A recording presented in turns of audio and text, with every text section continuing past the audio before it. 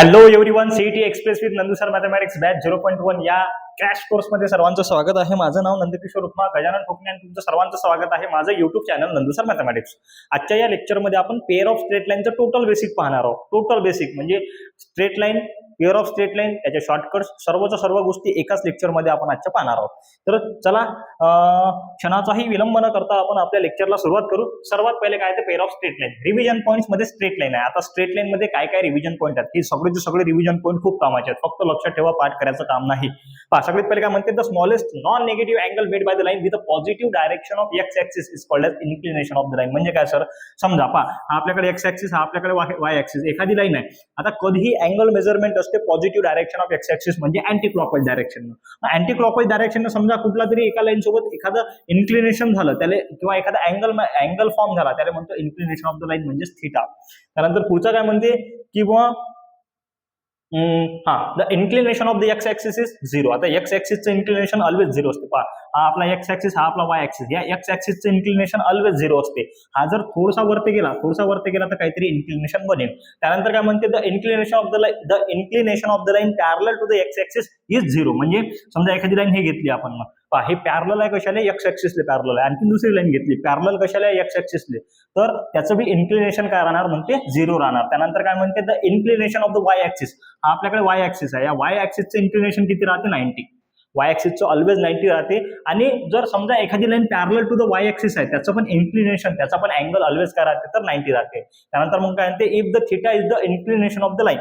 Theta is the inclination of the line. तर theta काय म्हणते, greater than or equal to 0 और less than or equal to 180 असला पाहिजे, त्याचं असं म्हणणं आहे. त्यानंतर काय म्हणते, if the theta is the inclination of the line, theta is not equal to 90, then tan theta is called as the slope of the line. आणि स्लोप ऑफ द लाईन काढायचा फॉर्म्युला आहे M is equal to tan theta. आणखी 2 फॉर्म्युले आहेत आपल्याकडे slope काढायचे, tension घेऊ नका, मी सांगतो तुम्हाला.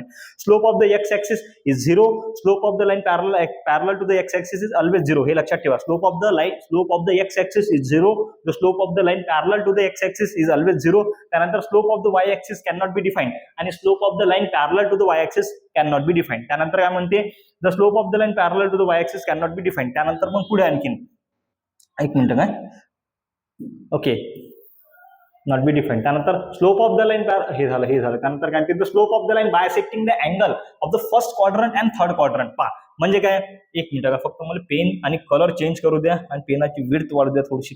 हे चालते काय, ठीक आहे, पाहू द्या, थांबा काय, हा नाही पेनाचं, ओके ठीक आहे, ओके एक मिनिट फक्त, झालं, जमलं, ओके डन. काय म्हणते काय, the slope of the line bisecting the angle of first and third quadrant. पहिल्या आणि तिसऱ्या क्वाड्रंट मध्ये. समजा आपल्याकडे हा एक क्वाड्रंट, समजा आपण कार्टेशियन सिस्टम घेतली, पहिला क्वाड्रंट, दुसरा, तिसरा आणि चौथा.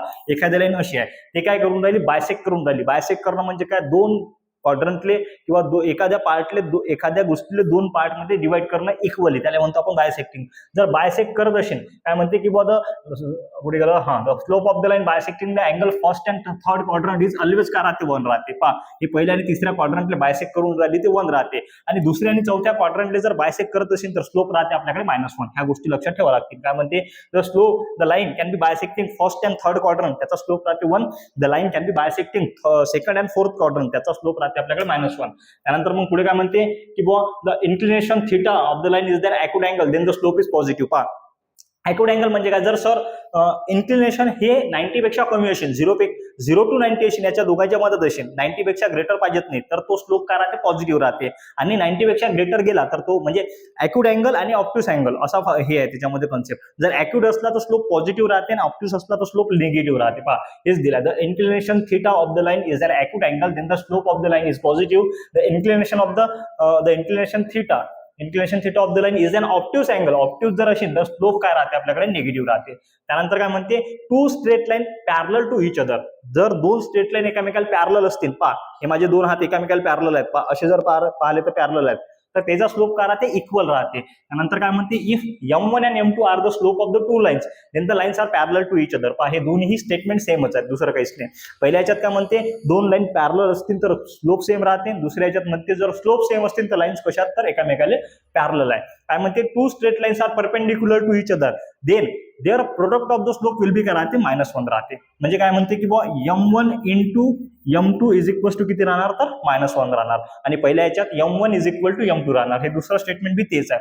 त्यानंतर काय म्हणते slope of the line passing through the origin and the point x1 y1, slope of the line passing through the origin and having the point x1 y1, then their slope is x1 upon y1. And if the slope of the line passing through the points, दोन point मधून pass होऊन राहिले, coordinate point आहेत आपल्याकडे x आणि y, x1 y1, then their slope काय राहते y2 minus y1 upon x2 minus x1 or y1 minus y2 upon x1 minus x2. असे आपल्याकडे दोन फॉर्म्युले आहेत. हे आपले 11वी मध्ये झाल्यात, 11th मध्ये झाल्यात व्यवस्थित, फक्त एक वेळेस आपण वाचून घेऊन राहिलो. त्यानंतर मग काय, हे इक्वेशन्स खूप कामाचे आहेत. Equation of x-axis is y is equal to 0. Equation of y-axis is x equal to हे आणि हे. Equation of equation of x-axis is y is equal to 0. Equation of y-axis is x equal to 0. त्यानंतर equation of the line parallel to the x-axis at a distance k.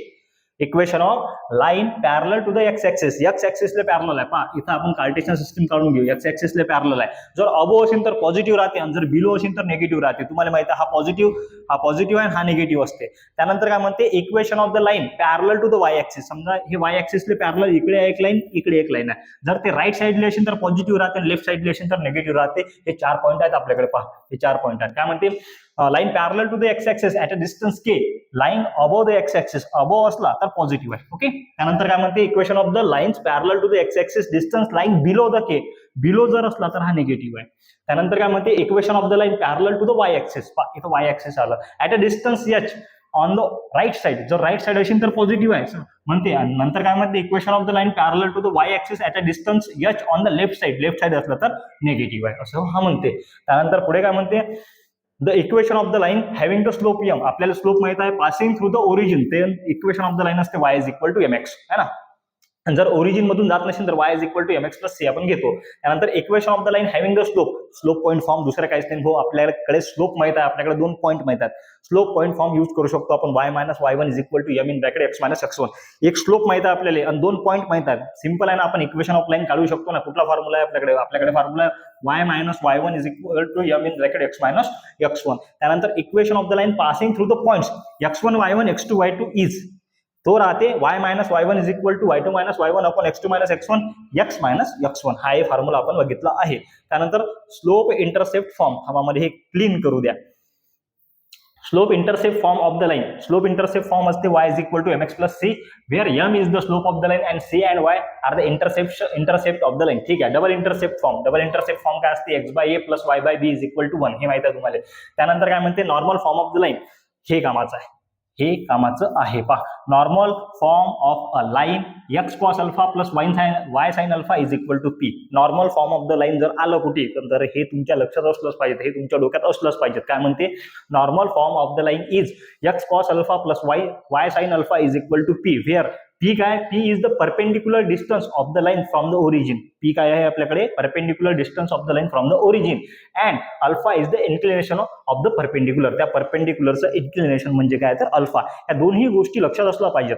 Normal form जर विचारला तर normal form असते x cos alpha plus y sin alpha is equal to p. त्याच्यामध्ये p काय असते, p is the perpendicular distance from the origin, and alpha काय असते, त्या परपेंडिक्युलरचं इन्क्लिनेशन असते. ओके. त्यानंतर मग पुढे काय म्हणते की general equation of the line. बस का भाऊ, general equation of the line जर तुम्हाला येत नसेल तर तुफान काम आहे, मग जाऊ द्या. आता general equation of the line असते आपल्याकडे ax plus by plus c equal to 0. The line will be not passing through the origin, and if the line will be passing through the origin, then the equation of the line is ax plus by is equal to 0. त्यानंतर काय म्हणते x intercept form of the line and y intercept form of, आता x intercept form of the line ax plus by plus c equal to 0 चा राहते minus c by a. आता पहा आपल्याकडे general equation of the line आहे, त्याचा जर slope काढायचा असेल तर स्लोप असते मायनस b by a.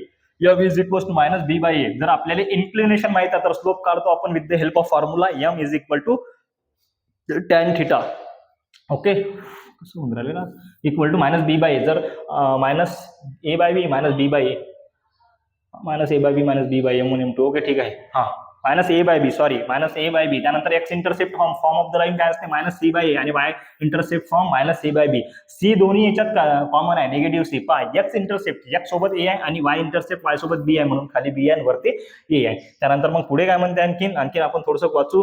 पा हा If the theta is an acute angle between the two lines having the slope m1 and m2, then their tan theta is equals to mod of m1 minus m2 upon 1 plus m1 into m2, where m1 into m2 is not equal to -1. क्यों? कारण की -1 +1 0 होते, मग ते infinite मध्ये जाते, तर infinite घ्यायचं काम नाही आपल्याला. ओके, ठीक आहे. The point of intersection of the line हा राहू द्या, हा आपण नंतर आरामात पाहू, कारण की आपल्याला समोर हा फॉर्म्युला पाहायचाच आहे. त्यानंतर मग पुढे काय म्हणते पहा, हा डिस्टन्सचा फॉर्म्युला लक्षात ठेवायचा. Distance of a line ax plus by plus C is equal to 0. ax plus by plus C is equal to 0. जर ओरिजिन मधून असेल तर काय राहते, mod of C upon under root of A square plus B square. पहा इथं पण A square plus B square, इथं पण under root of A square plus B square common आहे. जर ओरिजिन मधून जात असेल तर mod of C upon under root of A square plus B square. आणि जर काय म्हणते distance of a line ax plus by plus C equal to 0 from the points, कुठल्या तरी पॉईंट मधून जात असेल, x1 y1 पॉईंट मधून जात असेल तर ते राहते ax1 plus by1 plus C upon under root of A square plus B square. पाहून घ्या, दोघांमध्ये फरक काही जास्त नाही आहे, थोडासा मायन्यूट फरक आहे, फक्त तो तेवढाचा तेवढा तरी लक्षात ठेवायचा बा, असं मला वाटते. आणि distance between the two parallel lines, आता दोन पॅरलल लाईन्स आहेत. आता एक लक्षात घ्या, दोन पॅरलल लाईन असतील तर ax प्लस by दोघांचे सेमच राहतील, डिफरंट राहत नाहीत. फक्त चेंज होतात तर कॉन्स्टंट चेंज होतात, बाकी काहीच नाही. C1 आणि C2 हा जो आहे ना, सी जो कॉन्स्टंट असते आपला, हा चेंज होते, बाकी चेंज होत नसते. मग इथे काय म्हणते, distance between the two parallel lines ax plus by plus C1 is equal to 0 and ax plus by plus C2 is equal to 0. जर आपण एकदम व्यवस्थित इथं पाहिलं तर इथं C1 आणि इथं C2 आहे, हा एवढा चेंज आहे, दुसरा काहीच नाही. देन त्याचा डिस्टन्स काढता येते आपल्याकडे, mod of under root of C1 minus C2 upon mod of C1 minus C2 upon under root of A square plus B square. पहा तीन फॉर्म्युले पाहिले, तिन्ही फॉर्म्युले एक वेळेस आपण पॅरलली पाहून घेऊ. दिसतात ते इथं, ओके दिसतात. पहा distance of a line ax plus by plus C equal to 0 from the origin मधून म्हटलं तर mod of C upon under root of A square plus B square. At a point, origin मधून नाही, at a point, समजा x1 y1 अशा point मधून जात असेल तर ते राहते ax1 plus by1 plus C upon under root of A square plus B square.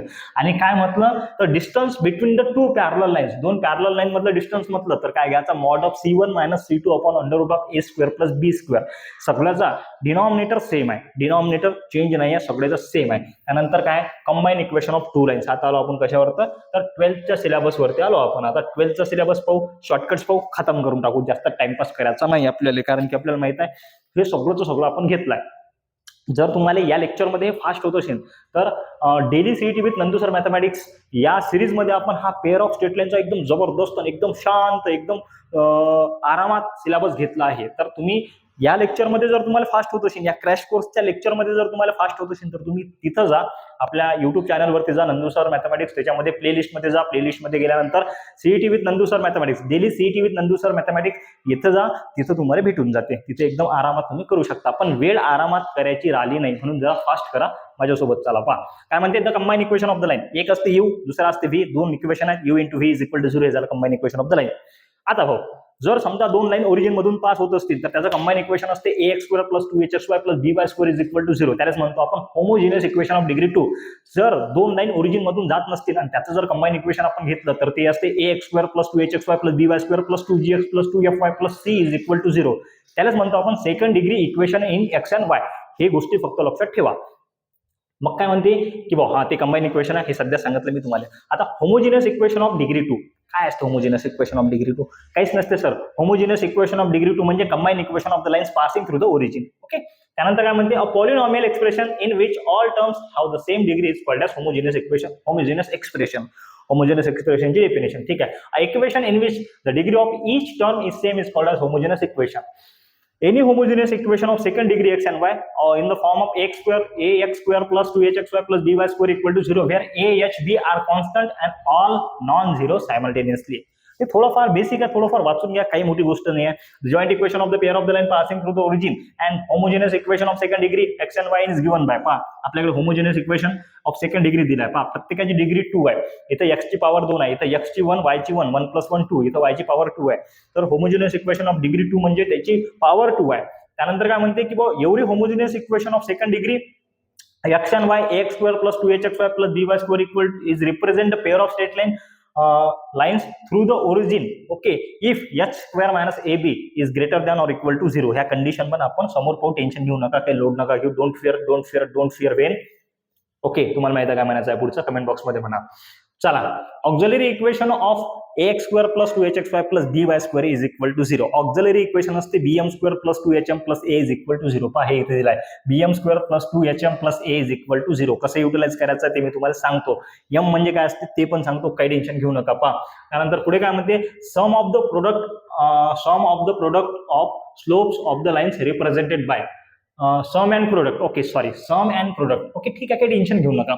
समजा तुमच्याकडे एक इक्वेशन आहे ax square plus 2hxy plus by square is equal to 0. म्हणजेच काय सर, तर होमोजिनियस इक्वेशन ऑफ डिग्री 2 आहे आणि तुम्हाला म्हटलं सेपरेट इक्वेशन तयार करा, त्याचं सेपरेट इक्वेशन फाइंड करा. मग आपण सेपरेट इक्वेशन करताना काय केलं होतं, कोण कॉमन निघते ते पाहिलं, त्यानंतर फॅक्टर पडतात काय ते पाहिलं.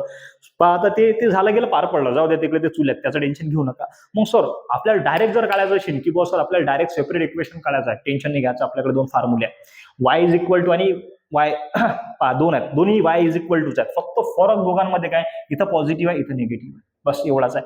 y is equal to in bracket minus h plus under root of h square minus ab upon b and into x y is equal to in bracket minus h minus under root of h square minus ab upon b into x where h square minus ab is greater than or equal to 0.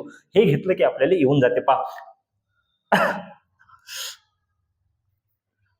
Separate equation जर म्हटलं आपल्याला की बाबा separate equation काढ लागते ना, आपल्याकडे equation कोणतं आहे, तर होमोजिनियस इक्वेशन ऑफ डिग्री 2 आहे.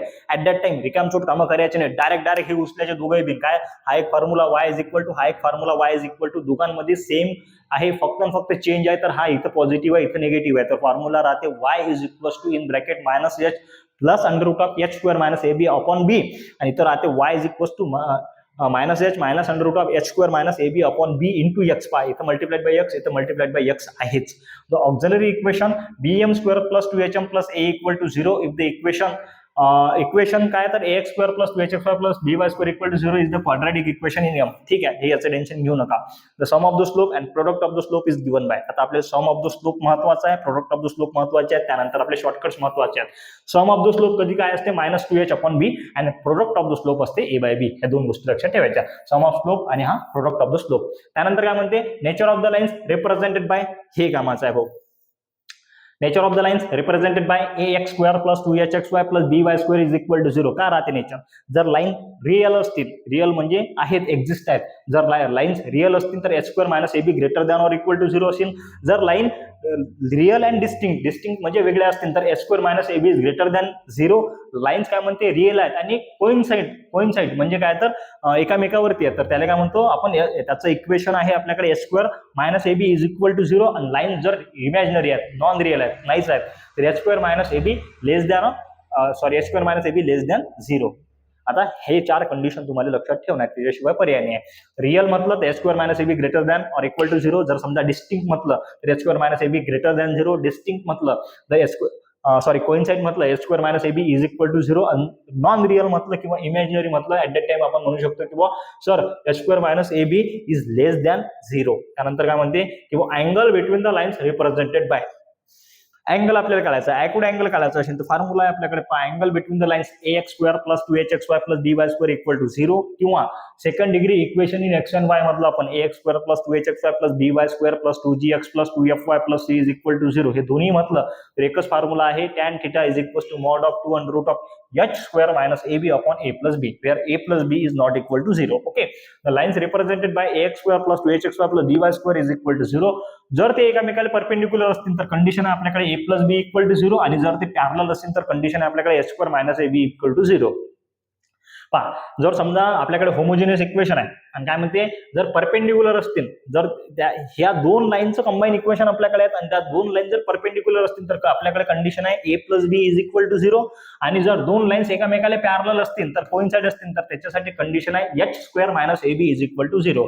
त्यानंतर मग पुढे काय आपण पाहू, एक मिनिट काय, ओके. त्यानंतर general second degree in equation in x and y. अरे भाऊ आता हे सांगितलं मी.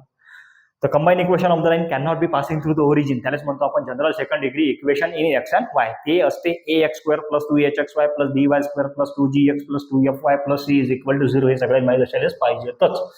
त्याच्यामध्ये a b h non zero असायला पाहिजेत. a b h जे आहेत ना त्या ऑलवेज नॉन झिरो असायला पाहिजेत. त्यानंतर काय म्हणते, condition for general second degree equation in x and y. जर आपल्याकडे लाईनचं इक्वेशन आहे आणि ते काय म्हणते की ह्या दोन लाईन्स एक combine equation of the line not passing through the origin किंवा second degree equation in X and Y आहे, आपल्याला हे प्रूफ करायचं आहे. तर मग त्याच्यासाठी आपल्याकडे दोन कंडिशन आहेत. कोणत्या कंडिशन आहेत सर? तर पहिली कंडिशन म्हणते आपल्याकडे की बुवा H square minus AB is greater than or equal to 0 आलं पाहिजे. ही पहिली कंडिशन आहे. दुसरी कंडिशन काय म्हणते सर? पहा, ABC plus 2FGH minus AF square minus BG square minus CH square equal to 0 आलं पाहिजे. आता हा फॉर्म्युला पाठ करायचा का? बिलकुल पाठ नाही करायचा. पाठ करणं म्हणजे पाप आहे. हा फॉर्म्युला पाठ करणं म्हणजे बिलकुल पाप, 100% पाप आहे. पाप करसान तर नरकात जासान. पाप करू नका, पाठ करू नका. कसा? तर लक्षात ठेवा. कसा लक्षात ठेवायचा? पहा, आपल्याकडे काय ABCFGH आपले सिक्वेन्स वाईज आहेत. मग इथं घेतलं सर आपण AB, एक मिनिट काय थांबा, एक मिनिट, पेनाचं टोक पडलं आमच्या, थांबा बा, जाऊ द्या.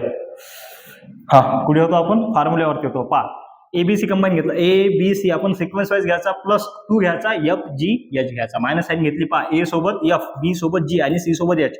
मग फक्त काय, हा ABC याची पॉवर 1च घ्यायची. पहा, A F ची power square minus B G चा स्क्वेअर मायनस C H चा स्क्वेअर इज इक्वल टू 0. आमच्या पेनाचं टोक तुटलं.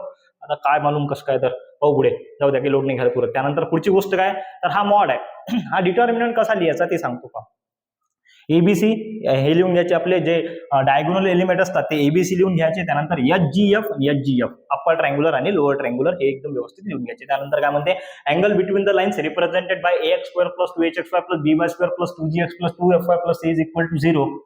If the theta is the acute angle. बस मी तुम्हाला मग सांगितलं ना, थीटा जर अँगुड अँगल असेल तर तोच फॉर्म्युला आहे आपल्याकडे. काय तर mod of 2 under root of H square minus AB upon A plus B.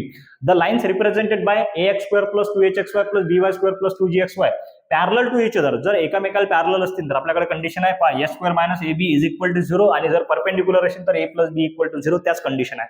आता पहा, हे मी तुम्हाला मग अशी म्हटलं होतं ना, की बुवा मी तुम्हाला एक फॉर्म्युला सांगतो. काय तर X इंटरसेप्ट आणि जर Y इंटरसेप्ट काढायचा असेल तर, जर आपल्याकडे समजा homogeneous second degree equation in X and Y आहे आणि तुम्हाला काय काढायचं आहे सर? तुम्हाला काढायचं आहे एक्स इंटरसेप्ट आणि वाय इंटरसेप्ट. याच्यासाठी हा फॉर्म्युला आहे. हा फॉर्म्युला आहे AB मायनस HF, हा झाला X आणि हा झाला Y. BG minus HF upon H square minus AB आणि AF minus HG upon H square minus AB. हा कसा काढा लागते मी ना बेसिकच्या लेक्चरमध्ये एकदम पद्धतशीर सांगितलं. सध्या डायरेक्ट लक्षात ठेवा लागते, त्याशिवाय पर्याय नाही आहे. Some important tips and shortcuts of the shortcut method. Okay, ठीक आहे. आपल्याकडे 20-25 शॉर्टकट आहेत, 20 शॉर्टकट आहेत. आता हे सगळेच कामाचे आहेत. एकही याच्यातला कामाचा नाही, याच्यातला भाग नाही, कारण की याच्यावरती डायरेक्ट क्वेश्चन पडतात. आता पहा, काय ते joint equation of the pair of the line passing through the origin. Origin मधून चालला आणि perpendicular to the lines represented by AX square plus 2HXY plus BY square equal to 0. त्याला कसं लिहिता येते? जॉईंट इक्वेशन त्याचं काहीच नाही सर. हा B समोर घ्यायचा, A नंतर घ्यायचा आणि याची जागी चेंज करून टाकायची. चालू. आता याच्यामध्ये 3 कंडिशन येतात. जेव्हा हा याचा क्वेश्चन पडेल तेव्हा समजून सांगेन, सध्या सांगत नाही, है ना. जेव्हा 3 कंडिशन पडतात, मी आमच्या ऑफलाईनच्या बॅचला एकदम पद्धतशीर सांगितले आहेत, तुम्हाला एकदम पद्धतशीर सांगतो, पण क्वेश्चन पडल्यानंतर एकदम व्यवस्थित समजतात. ओके, पहा, त्यानंतर 2 नंबर मध्ये काय म्हणते, joint equation of the pair of the line passing through the x and Y. X म्हणजे एक्स अँड वाय म्हणजे काय तर कोऑर्डिनेट पॉईंट मधून जात असेल, x1 y1 and perpendicular to the pair of the lines represented by AX square plus 2HXY plus BY square equal to 0. Okay, at that time काय करायचं? पहा, हा B समोर घेतला, A नंतर घेतला, मधात काय केलं? पॉझिटिव्हचं निगेटिव्ह केलं. फक्त काय x च्या ठिकाणी x minus x1 whole square plus, पहा इथं x आणि इथं y होता. पहा, हा x आहे, हा y आहे. x च्या ठिकाणी x मायनस x1, y च्या ठिकाणी y मायनस y1 आणि या y स्क्वेअरच्या ठिकाणी y मायनस y1 त्याचा होल स्क्वेअर. आणि आपण चेंज काय केलं? पहा, हा A इथं गेला, B इथं आला, याची साईन चेंज झाली. काय म्हणते की बुवा joint equation of the line passing through the points. याच्यावरती काय होतं? पहिले पासिंग थ्रू द ओरिजिन होतं. आपण सिंपल फक्त एक्सचेंज केलं आणि साईन चेंज केली. इथं काय होते? Passing through the points. x1 y1 दिले राहतील, आपल्याला A आणि B एक्सचेंज बी करावं लागेल, साईन चेंज बी करावं लागेल आणि x च्या ठिकाणी x मायनस x1 आणि y च्या ठिकाणी y मायनस y1 पण लिहावं लागेल. एवढं लक्षात ठेवायचं. त्यानंतर काय म्हणते की बुवा joint equation of the pair of the line passing through the points x1 y1 and parallel. याच्या आधी परपेंडिक्युलर होता, आता पॅरलल आहे. आता पॅरलल मध्ये काय करसान? काहीच टेन्शन नाही घ्यायचं. पॅरलल मध्ये काहीच लोड नाही घ्यायचा. हा A च्या ठिकाणी A आहे, B च्या ठिकाणी B आहे. फक्त x च्या ठिकाणी x मायनस x1 आणि y च्या ठिकाणी y मायनस y1 पुट करायचा, बाकी काहीच लफडा करायचा नाही. ओके, त्यानंतर पुढे बघू आपण. पहा, हे पहा, चेक करा, x मायनस x1 आहे, A जागेवर आहे, हा 2h जागेवर आहे, B जागेवर आहे, x minus x1 y minus y1 y minus y1 whole square जसंच्या तसंच आहे. ओके, हे पॅरलल साठी आहे, ते परपेंडिक्युलर साठी होतं. मग काय म्हणते? If the slope of the lines represented by AX square plus 2HXY plus BY square equal to 0 are in the ratio m:1 ratio मध्ये आहे, m:1 च्या रेशो मध्ये आहे. देन पहा, रेशो मध्ये आहे, डोक्यात घ्या, हा खूप कामाचा शॉर्टकट आहे. काय म्हणते? जर रेशो मध्ये असेल, m इंटू n च्या रेशो मध्ये असेल तर काय म्हणते? m plus n whole square into AB is equal to 4mn h square. आपल्याकडे इक्वेशन ऑफ द लाईन्स आहे. काय म्हणते, the slope of the lines represented by X square plus 2hxy plus by square equal to 0 are in the ratio. Slope जर ratio मध्ये असतील तर आपण हे सॉल्व्ह करू शकतो. m into n is equals to then m plus n whole square into ab plus is equals to 4m into n into h square. If the slope of the one lines represented by ax square plus 2hxy plus by square equal to 0 is k times of the other slope. है ना, एका लाईनचा slope हा k time आहे आणि दुसऱ्या लाईनच्या स्लोपच्या, एका लाईनचा स्लोप हा k टाइम आहे दुसऱ्या लाईनच्या स्लोपच्या. देन आपण घेऊ शकतो k plus 1 whole square into ab equals to 4kh square. पहा हा रेशो मधला आहे, हा टाइम्स मध्ये आहे. त्यानंतर पुढे काय म्हणते, if the slope of the lines represented bye b represented by ax square, म्हणजे हे आपल्याकडे इक्वेशन ऑफ द लाईन आहे, इज डिफर बाय k. पहिला रेशो मध्ये होता, दुसरा टाइम्स मध्ये होता. एवढ्या टाइम्स आहेत, 2 टाइम्स आहे, 4 टाइम्स आहे, 8 टाइम्स आहे, 10 टाइम्स आहे, 15 टाइम्स आहे, ते सांगितलं जाईल क्वेश्चन मध्ये. आता हा काय म्हणते, डिफर म्हणते. डिफर म्हणजे difference, differ by K. Then आपल्याकडे आपण इक्वेशन डायरेक्ट यूज करू, जास्त लोड नाही घेणार. H square minus ab is equal to K square into B square. Okay, त्यानंतर मग पुढे काय म्हणते की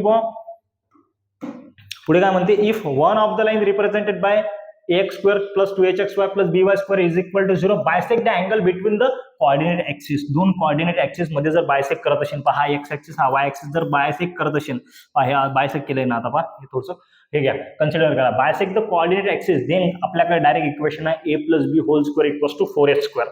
आणि angle between the lines represented by ax square plus 2hxy plus by square equal to 0, b is equal to 0, theta is equals to π/2 minus theta 1. हे मी तुम्हाला सांगतो कसं काय, तर जेव्हा आपण क्वेश्चन पडेल ना, म्हणजे तो काय राहते, ॲक्यूट अँगल राहते. π/2 मायनस π/2 म्हणजे 90 पेक्षा कमी राहणार, ॲक्यूट अँगल राहते तो ऑलवेज, त्याचं असं म्हणणं आहे. हे पहिले 8 शॉर्टकट बिलकुल 100% कराच भाऊ. त्यानंतर काय म्हणते, द लाईन रिप्रेझेंटेड बाय, आपल्याकडे होमोजिनियस इक्वेशन ऑफ डिग्री 2 आहे, सेकंड डिग्री इक्वेशन नाही आहे. Okay, make angle of equal major with the coordinate axis if a is equal two plus minus b. आता हे बिन थोडंफार लक्षात ठेवा, हे टेन्शन घेऊ नका. त्यानंतर पुढे काय म्हणते, the joint equation of the line bisect the joint equation of the bisector of the angle between the pair of the lines represented by ax square plus 2hxy plus by square is x square minus y square upon a minus b equal to x into y upon h. हा एक 11 नंबरचा बिलकुल वाचून घ्या, भूकामाचा आहे. त्यानंतर the product of the length of the perpendicular points दिले आहेत आपल्याकडे x1 आणि y1 to the lines. Line नाही म्हटलं, लाईन्स म्हटलं, रिप्रेझेंटेड बाय. आता हे काय आहे भाऊ, हे आपल्याकडे combine equation of the lines passing through the origin आहे. आपल्याला काय, the product of the length of the perpendicular.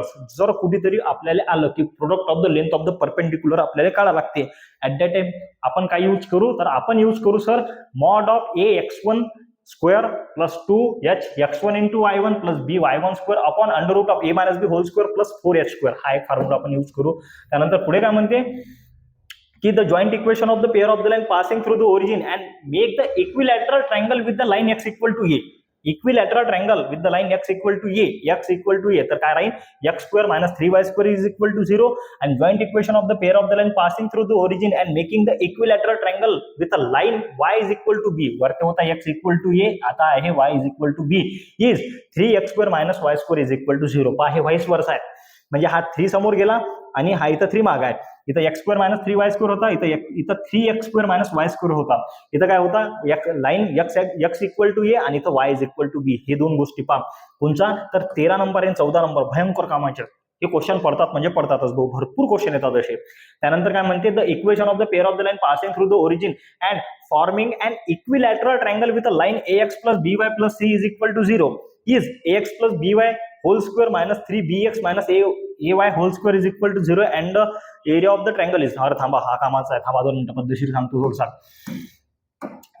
Clear. Okay, किती नंबरचा होता आपला, 15 नंबरचा. हा, the equation of the pair of the line passing through the origin मधून चाललं भाऊ and forming the equilateral triangle. काय फॉर्म करून राहिलं भाऊ, इक्विलॅटरल ट्रायंगल फॉर्म करून राहिलं with a line ax plus by plus c equal to 0, ax plus by plus c is equal to 0. Equilateral triangle form करून राहिलं तर आपल्याकडे इक्वेशन हे बनते.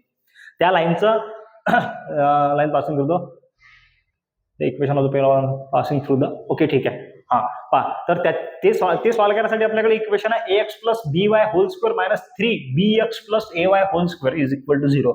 आणि त्याचाच जर आपल्याला एरिया फाइंड करायचं म्हटलं, काय फाइंड करायचं म्हटलं, एरिया, तर आपल्याकडे आहे c square upon under root of 3a square plus b square. c square upon under root of 3a square plus b square.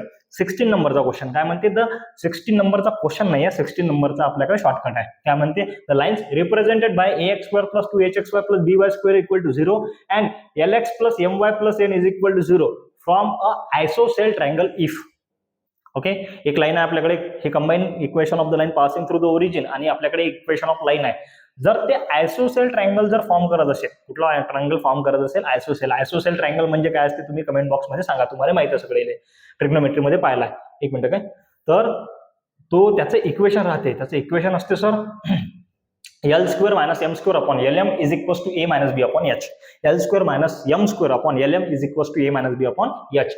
The area of the triangle formed by the lines represented by combined equation of the line passing through the origin and Lx plus my plus n is equal to 0 is given by काय, the area of the triangle जर काढायचं काम पडलं, समजा आपल्याकडे दिलाय की combine equation of the line दिलाय आणि एखादं इक्वेशन ऑफ द लाईन दिलाय आपल्याकडे असं है ना, काय म्हणते area of the triangle form करा, तर त्याचा एरिया ऑफ द ट्रायंगल आपण काढू शकतो mod of n square under root of h square minus ab upon am square plus 2h m plus bl square यानं काढू शकतो.